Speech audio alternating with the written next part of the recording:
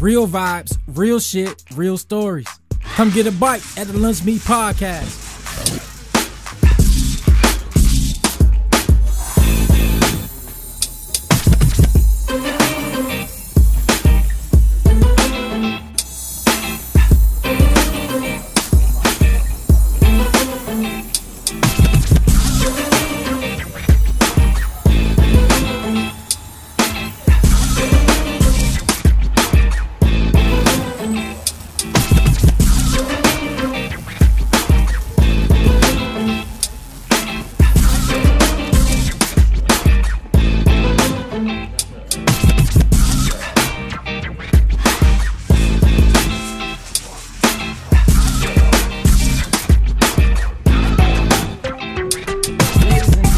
Welcome back to the Lunch Meat Podcast, and today I have a very special guest, if not the best, one of the best artists, tattoo artists in South Carolina today. Everybody welcome Oliver Pierre. Clap it up, yeah!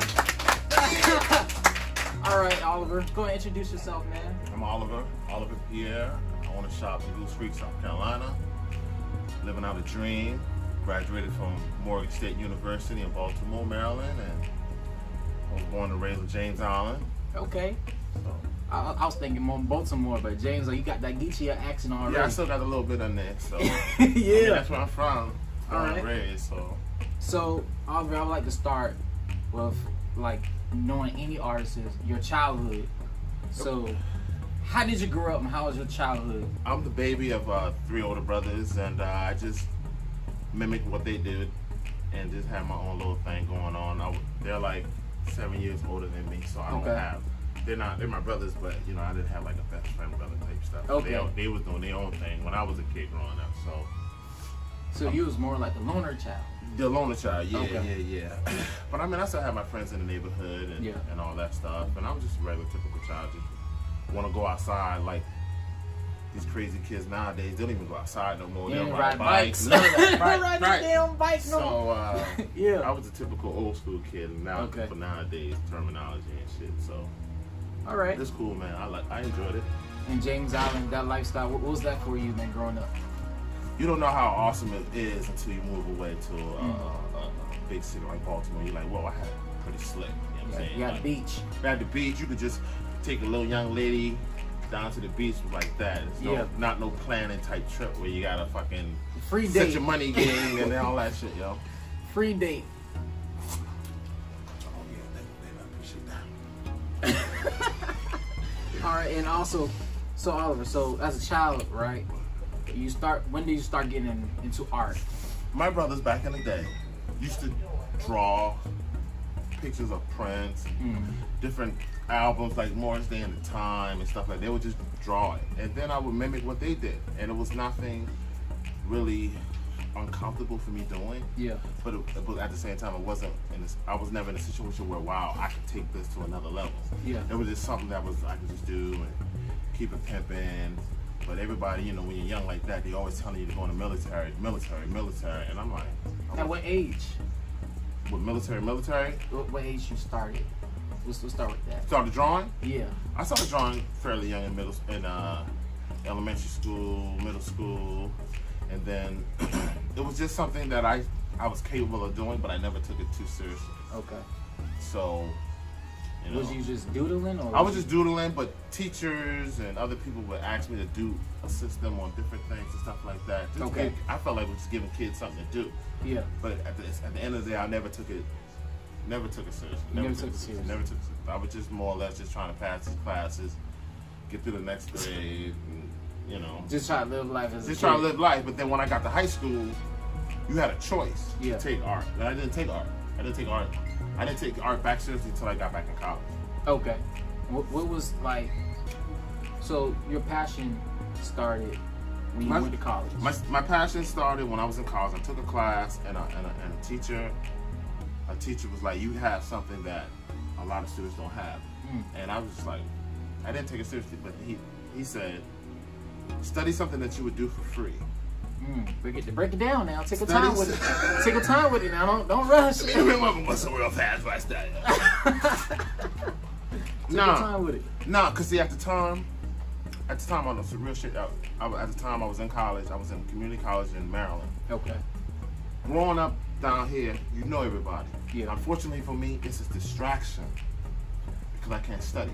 Because Okay. everybody know your name type shit, like a bar type shit. So I said, my old man moved away. He moved to Maryland, and he told me to come up there. I was at a community college, and he kicked me out. So unfortunately, I was homeless for a little while. Wow. Okay. My last year in college, to get my associates, he kicked me out. Mm. That's my dad. Yeah. He kicked the he's bird cool. out the nest. He kicked Yeah. the bird out the That's nest. what You he's know what I'm supposed to saying? do. That's In how a you're way. supposed to. Right. In a right. way. It made me a better person to this day. So, and I was in college. I was in the art class, and the teacher said, "Study something that you would do for free. Mm. And if you figure that out, you will never work a day in your life." And I personally took that shit to heart Yeah. throughout my whole time in college. So I enjoy doing art. It was nothing. Like I said in the beginning, when I was in the middle school, it was just nothing. It was just something easy. Yeah. But then I said it's probably better for me to study something that I enjoy. That's pretty cool. So And your studies started. Like, did you went like certain art classes in college, or you just a lot of drawing learned- classes. Just I took a regular general art class, Okay. basic design class. Okay. And the teacher there that told me study something I would do for free, and I just ran with it.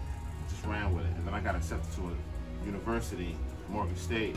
to Okay. get my HBCU, right? HBCU all I day. shout to my HBCU. All day. All right.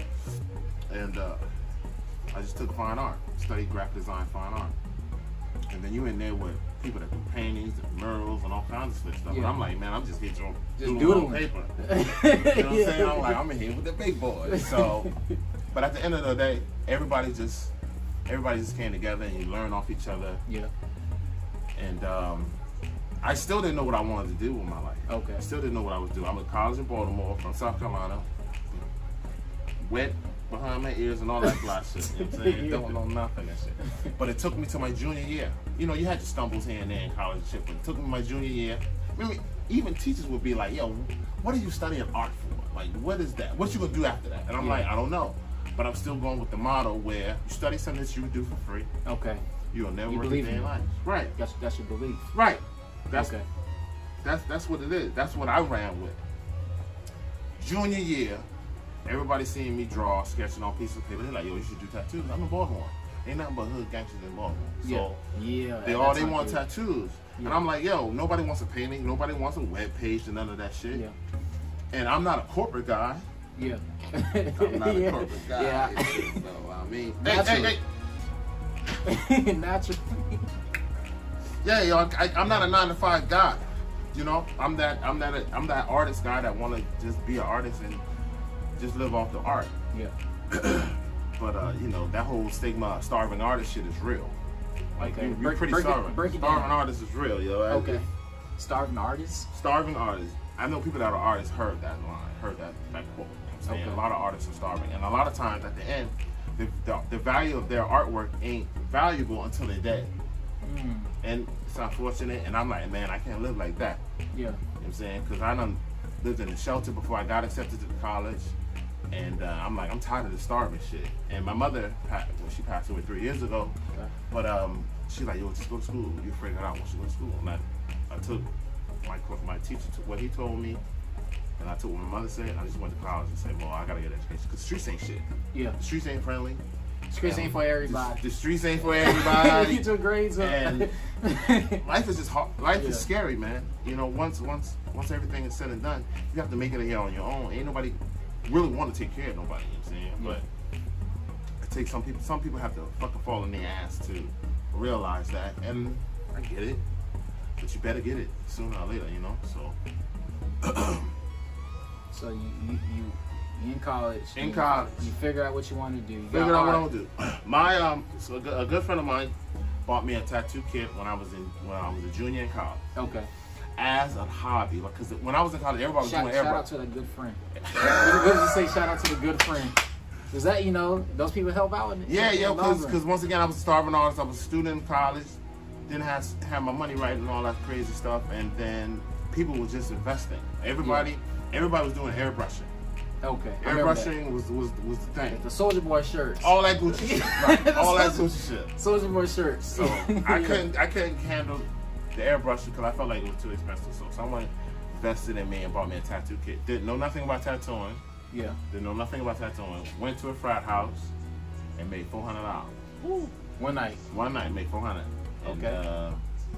I was like, wait a minute now. Like maybe if I knew what I was doing, I could really make something real about this. So after that, man, it just took a mind of its own. I started doing, house jobs, Yeah. going to parties and doing tattoo stuff like that. But when it really slapped me in the face was when I went to a real tattoo convention. Okay. When you rubbing elbows with real tattoo artists that doing real slick For shit. years. Right. Okay. So went there, and after that I realized that I sucked. I had to get better. And so what competition did you see, or what made you know that you ain't where you want to be when you went to a convention? I got a job at a tattoo shop. Man, Okay. I had holes in my shoes. Walking the beat, looking around, book bag full of tattoo equipment, dirty tattoo equipment. Yeah. And one guy in Baltimore, my homeboy, shout out to McAnthony. Shout out.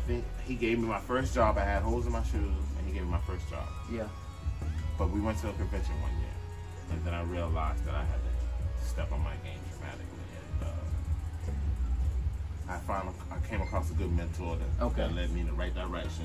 Who's that mentor? That was one of my questions. Like, who's that? Who's the guy that changed the game? Who's the guy that guided you and really changed the game for? Who made Oliver Pierre to where he is today? I give it to God.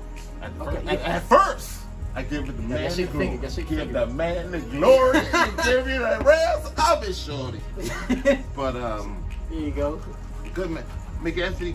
McAnthony gave me my first professional job. Okay. I gotta give him a shout out because that's my man. But who really took me to the next level was my mentor, Tony Scientific. Tony Scientific. Tony Scientific. Okay. That's a cool name. He's a good guy, man. That's his real name? That's his tattooing name. Okay. That's his tattoo. Tony Scientific. And I prefer him to be called that because that's Okay. how the streets know him, man. All right, we're going to keep it Tony Scientific. Tony Scientific. My man, Tony Scientific. So he changed the game for me. He kicked my ass for a long time. Okay. So what's the details about it? Like when you Well, first met him? on some real shit, Yeah. he was the only black guy at the tattoo convention. Okay, From what right. I saw doing things. Yeah. I'm looking at everybody was Caucasian. I understand that there was a lot of Spanish. Yeah. But I was like, yo, he was the only one that stood out to me like this is a guy that's in the game that's from the same cloth as you. Yeah. You know what I'm saying? From the same motherland. So I looked him up. I realized he was from the same college as me. Okay. For some reason I started liking all his pictures because that's what you do. Yeah. So I think I reached out to him and talked to him, and he called me on the phone, man, and I felt like I was talking to the chosen one. Yeah. So like a gatekeeper. Right. Yep, The gatekeeper, yo. And he cussed me out the whole conversation. What? I felt like I was this big. After a conversation with him, I was like this big guy. But I was excited. I'm like, yo, this man took the time out to answer the phone and talk. That's, even though he said I wasn't shit, garbage, blah, blah, blah, blah, blah. In the back of my mind, I'm like, yo, he fucks with me because he answered the phone. Yeah. That's the You know first what I'm thing. saying? And see, a lot of kids nowadays, you tell them they suck. They quit. That's it. That's it. He's a jerk. He's a jerk. No, man. I took the time out to tell you that you suck, man. You need to think about that shit. I allowed you in my shop to look at me too. Yeah. To tell you that you suck. But they too sensitive nowadays. I ain't got no rap on them. So, claim the little babies and shit can't get beat.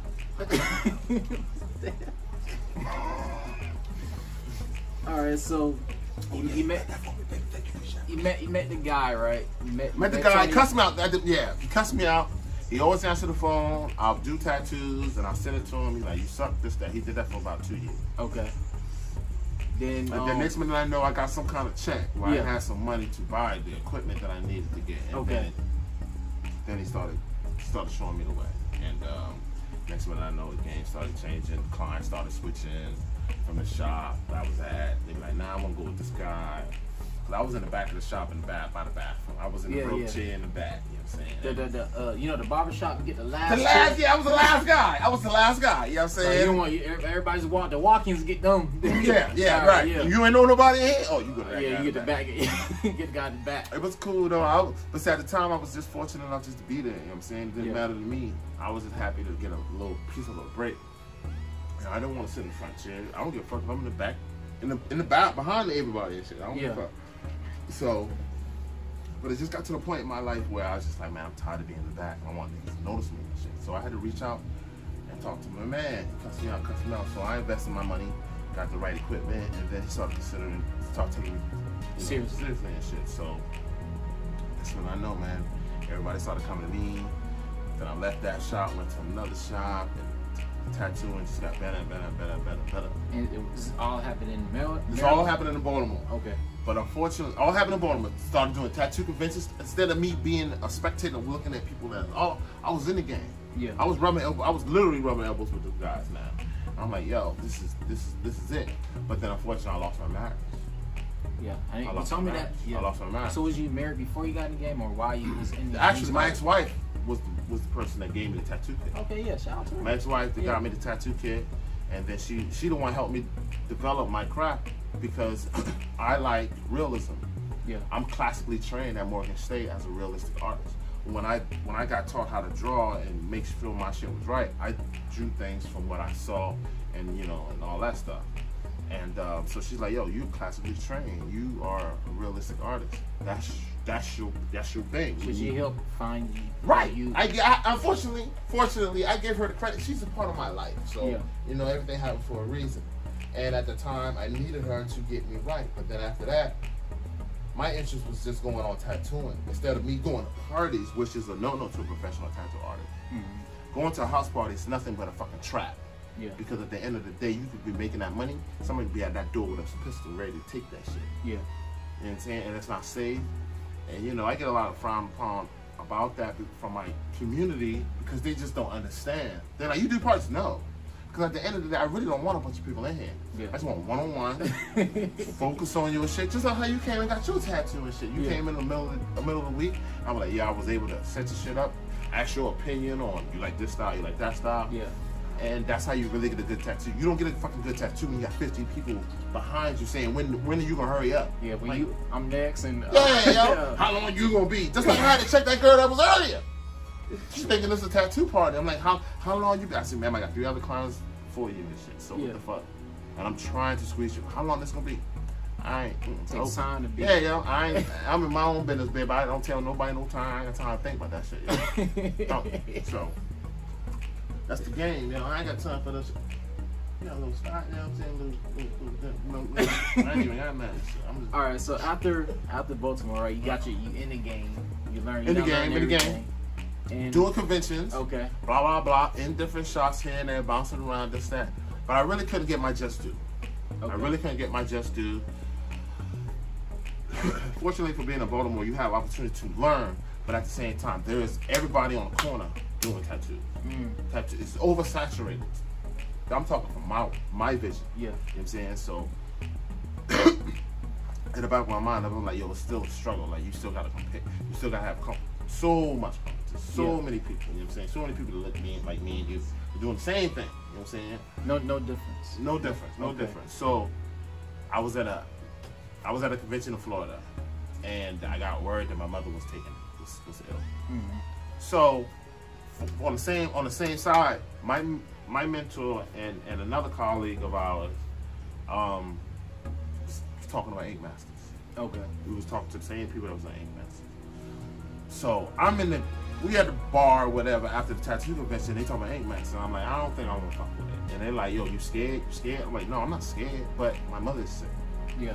And it's mentally. I don't know if I'm gonna lose her or get her better, and I think this is time for me to I just got divorced from my woman because she didn't like the way I was focusing all my love on tattooing and I wasn't focusing on her. I get it, man, but it's my motherfucking life, man. I gotta do what's best for me. Yeah, you're right. I gotta do what's best for me, man. I ain't got no rap for that shit. I mean, I get it, but what's more important, my future or the situation right here? I'm like, man, I gotta make sure this money's right coming in. You know what I'm I'm saying? So she went left, I went right. And I told my mentor, I told everybody, I said, I'm going back home to Charleston. Don't know nothing. Went home to Charleston. And I just went home to take care of my mother. Wasn't making no money. Everybody knew I was home doing tattoos, but nobody took me seriously.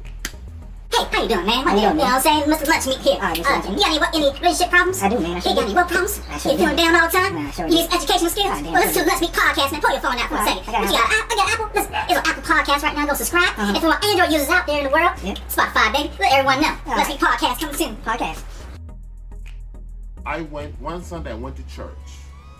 One day I went to church, went to my mother's church, my church that I grew up with. Shout out to Church of Christ Folly Road. My church right there.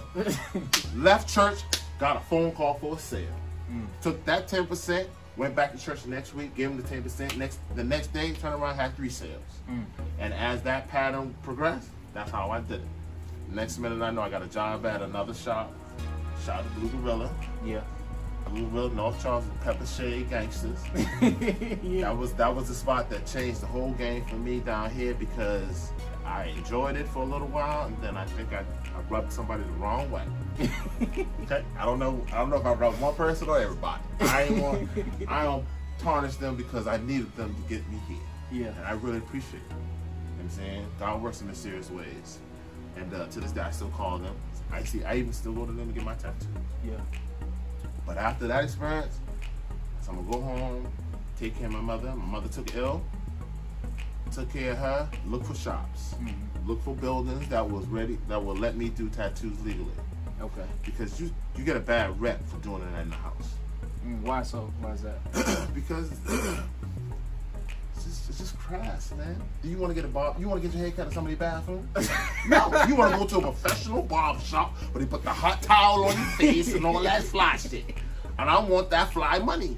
Yeah. It's common sense, you know what I'm saying? And you got to, but unfortunately, you have to crawl before you walk. True. And I needed that experience. I needed all that underground experience, all that dirty experiences to appreciate the value. Because it's not a tat, it's a tattoo. Yeah. You know what I'm saying? I'm not going to the shop to get tatted. I'm going to the shop to get a tattoo. And break down those two meanings. When your homeboy just fucking bought a $20 tattoo machine from Amazon. Yeah. You getting a tat. You getting scratched. At the end of the motherfucking day, you getting fucked up. Because he don't know any better. He's going to do what he feels, and he don't know how it's going to heal or anything. That's what the weird looking, like you can't. That's what the fucked up it ones is. you look at. They're the ones you see that you can't understand what look like a black blob or some bullshit. Some doodle stage, some motherfucking shit. But see, unfortunately, some of us don't know any better. Yeah. You know what I'm saying? And I didn't know any better. But it's up to us as humanitarian human beings to want to get better. That's what the tattoo convention did. The tattoo convention told me, I was like, oh shit, my shit don't look right. Yeah. I gotta get my shit right. Cause I want that right money, you know what I'm saying? Yeah. I gotta be able to make a living from this. A professional tattoo artist is defined as someone who can pay their bills and live a functional life just doing tattoos. And that's what I want. Cause I'm not clocking in nowhere. I'm not doing no 9 to 5 shit. Even when I worked at the tattoo shops, man, you had to still let me do my thing out back, you know what I'm saying? Yeah. 'Cause I ain't got time for all this shit. So, but all that struggle, all that journey was to lead me to this point right here. You know what I'm saying? Because I got fired. I'm just gonna leave it at that. I got fired at Blue Gorilla. Now you're a day off. I wasn't. I don't want to bad mouth them boys, man. They did great for you. Your time period. They showed me you can make some real money. Yeah. You know what I'm saying? And Charleston, fortunately, is not that oversaturated. And being dirty down south, I stick out like a sore thumb. You know what I'm saying? Not just a guy in the shop with a bunch of other dudes. This guy owns it. I mean, I got my face on my shirt and shit, my logo and shit. And I probably couldn't pull this off if I was up. No, I probably could, but it still wouldn't be as comfortable as it is. Natural. Right, because I was a good guy growing up. I wasn't no thug. I was just a straight guy. And people that I went to school with, their kids, their grandkids, are coming to me to get tattoos. My father told me to come to you. My grandfather told me to come to you. Because I felt like I had a good reputation because I'm not from Baltimore. So people that, you know, you related to, you went to school and all that shit. I said, all that y'all doing here is me down south. Everything, all the lessons and all the study that I did up north was preparing me to come down south. Because the streets is crazy, and the streets extremely crazy in a city like Baltimore. Heard one side, you walk the one street, the next street. It's in the hood. Yeah. In the hood, yeah. I heard about it. And it prepared me to have my shop the way it is. Like I have a half of, you see that little door shit, that's there for a reason. Yeah. You know what I'm saying? Because I don't know who's walking in here. I want to be able to know who's walking in here, because you don't know who's gonna walk in here and put a pistol in your face. Yeah. And I ain't got time for none of that shit. And I ain't got time to be on the back end and getting shot for some stupid shit. You know what I'm saying? So it prepared me to have my shop. And I've been having this shop for going on 3 years, man. And when I first got it, you saw it was a big box. It just Yeah. By the time you got here, it was just a little shit here and there. But you got to take baby steps, man. I'm not no rich kid. You know what I'm saying? But I had a goal after my mother passed. Unfortunately, my mother passed. And then I got a lump. You know, I got a lump of cash, a little couple of dollars. I said, yo, I'm going to take all this money, find me a building. And I couldn't find a building until she passed. That's some crazy shit. Cause I looked at a lot of buildings, and it was like in the wrong zone and wrongness and all that shit. And as soon as she passed, a building came up that was in the perfect zone. Church. I won't get in trouble. All that fly shit, man. All that. And I'm like, yo, I'm getting it. Yeah. I'm getting it, man. And it's been the best move I ever made. It's pretty cool when other people are extremely, it's like you here. Yeah. I met you with. You know what I'm saying? Met you with 3 years ago. Yeah. Yeah, when you first started. When I first had to build it, and people started working here and shit, and they were like, "Y'all got a guy, blah blah blah," and I was like, "But I'm not." When I got it, I'm like, "I'm not putting on the front. I'm gonna be 100% who I am. I'm not gonna be rude or disrespectful. But if I feel like since you coming at me sideways, I'm coming at you just sideways, you coming at me, duh. Or I can come at you just respectable as you are. You know what I'm saying? So God works in mysterious ways, man, and He set me up just right. I feel like, and if I had a chance to change anything, I would. I mean, it wasn't perfect, and it was up and downs, and sleeping in my car for months on end on campus, and taking showers in the gym just to wash my ass and shit like that. Man, it wasn't all bad, because I still have fucking crazy ass fun. Yeah. But can anybody walk through those same shoes? I don't think. So that journey. So would you do that journey again, or would you take another path? I don't know, man. I probably would take the same journey. I at the end of the day, because I couldn't see myself clocking in nobody or follow somebody's orders right now. I can't do it. You know what I'm saying? I like to come and go as I please. Even when I had another artist in here, I didn't want him here because I didn't know him. You don't know where his heart is at. You don't know, you know what I'm saying? And God allowed me to open my business, and I'm able to pay my bills and enjoy life a lot better than I was doing in the past and shit. So I feel like I'm reaping all the reward of walking through hell. You know what I'm saying? And yes. it's pretty cool, man. It's deep. So if someone wanted to be in your shoes right today, like I'm gonna be a tattoo artist, starting off. I'm gonna treat you like shit. That's how I start. I'm gonna start out like that. I'm gonna treat you shit. I'm gonna treat you dirt. It's not even the fact I'm gonna treat you like shit. I'm not gonna treat you like, I'm gonna treat you rough. Yeah. Because I know you have been raised in a way that has been wrong. Break it down. And I have to slap all like people saying tatted. Or it's or the perfect one. This is a tattoo gun. What? It's a tattoo gun. No, it's a tattoo machine. Yeah. It's not a gun. A gun kills people. And then the industry of the tattooing industry, quote unquote, or whatever, they can size you up. Yeah. You saying a little stupid shit like that, I'm getting tatted, or this is a tattoo gun. They sizing you up, and they looking down on you. And anybody come in my shop, I want them to be educated to where when they go to another shop, they know what time it is. Oh, that's a slick ass tattoo machine. Or I want to get this tattooed today. You know what I'm saying? Yeah. I don't want to fucking tat it. I'm going to get tatted. I'm on live and I'm getting tatted. And I be right there on the sideline because I feel like I'm the older parent. Like, yo, you just fucking hot, young, stupid and shit. You just don't know any better. But when people come in here, I don't want to just take their tattoo. I just don't want to take their money. I want them to walk away like, yo, he's passionate about his shit. He loves his shit, and you know, as a client, I respect him and shit. You know what I'm saying? So that's what I want. You know what I'm saying? And be able to come and go as I please, do what I want, and nobody judge me. So right now, to you, this is like your success in a way. This is like what you. This is a sanctuary for me. This is what you dream of as a kid, or you never thought you'd be doing this your whole life?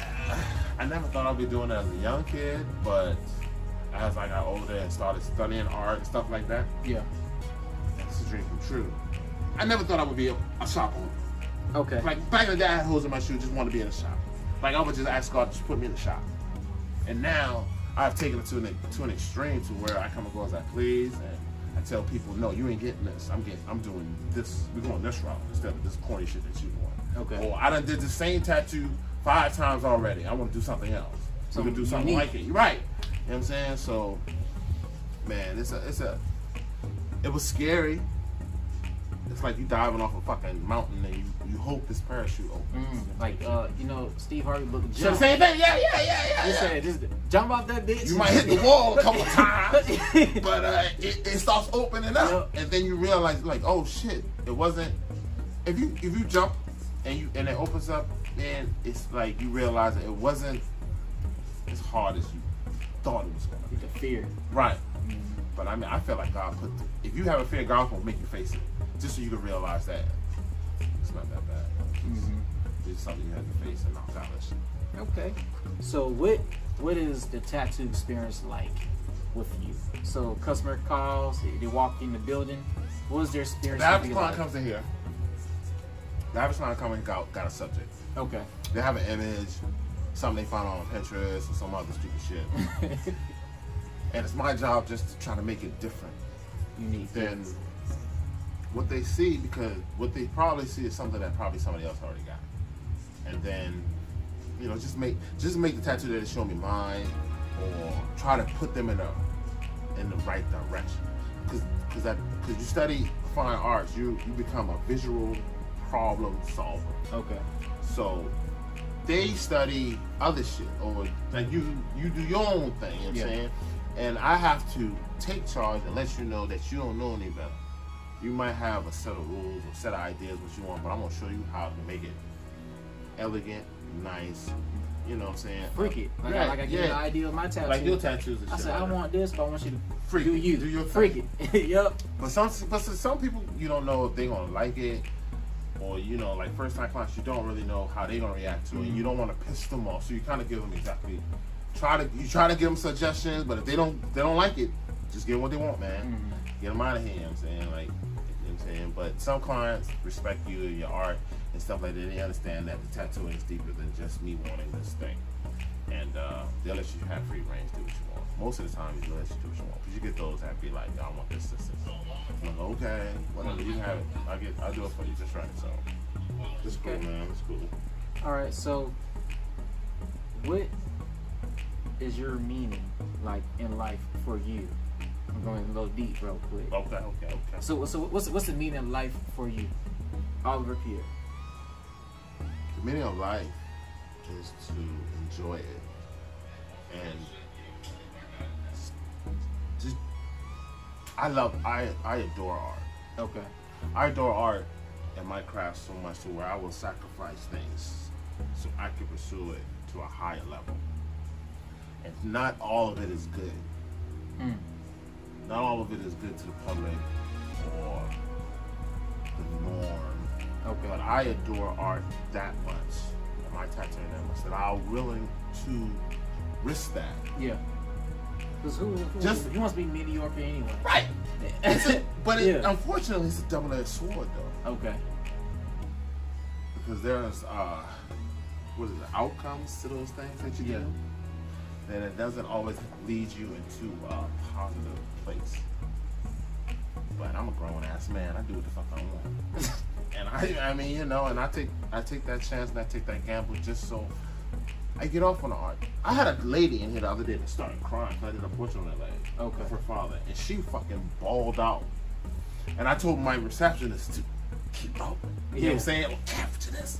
And then I had a moment before I was going to post it, and I just couldn't do it. Yeah, because that's like... Yeah, yo, it felt... I felt her. I felt it, and that's the double-edged sword with just being art, because you feel everything that. Some people have serious stories behind their tattoo, and it breaks your heart. It breaks you down, and you try to keep faith, and you try to be strong, and you know what I'm saying. But some of that stuff is powerful. Tattooing is an intimate thing that I wish people would understand. Like it's not like we making love, but we having a moment, we having fun, and every time you move, I feel it. And anytime you feel the pain, I know you feel the pain. This is for me as a professional tattoo artist to block that sometimes. Yeah. But it's intimate, man, and I wish people would. I wish a lot of my people would understand that instead of trying to make it into an event where there's a lot of people around you. It's not like that. It's not like that. And I don't think there's a real professional black tattoo artist that doesn't agree with what I'm saying. It's very true. If you're passionate about your craft, the money is going to come. I was a sucker to the game myself, but I had to get educated, pointed in the right direction to understand the money is going to come. Don't try to grab everything. Just be persistent, take your time, do your thing right, and the money's going to come. And if they gonna wait, then they'll wait. They'll come back tomorrow. And if they don't come back tomorrow, they'll come back next week. Forget it. Yeah, you know what I'm saying? Or next one. Well, God had planned for them, man. They'll be back. Regardless. But at the same time, sometimes the devil throw things at you too. Try to block you, distract you, and you just gotta know when to accept and when not to accept it. So yeah, man. But would I change anything?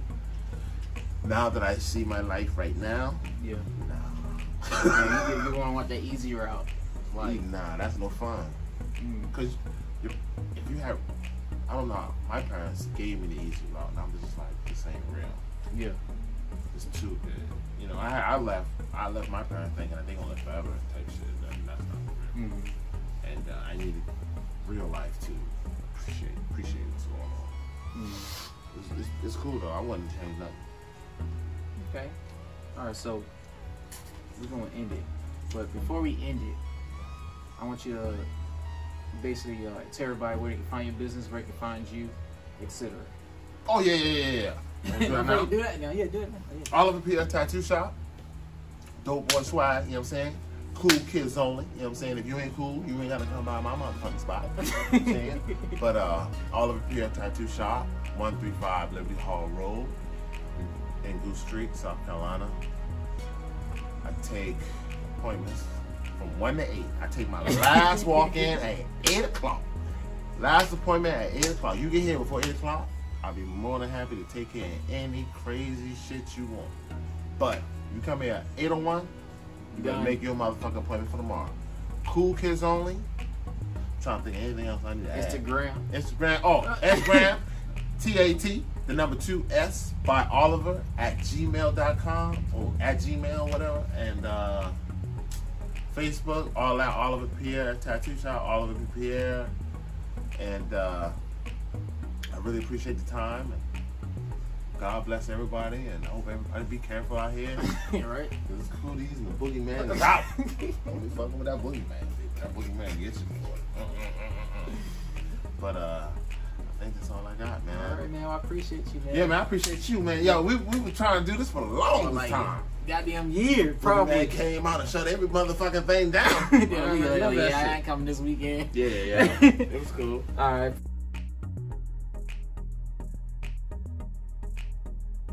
Real vibes, real shit, real stories. Come get a bite at the Lunch Meat Podcast.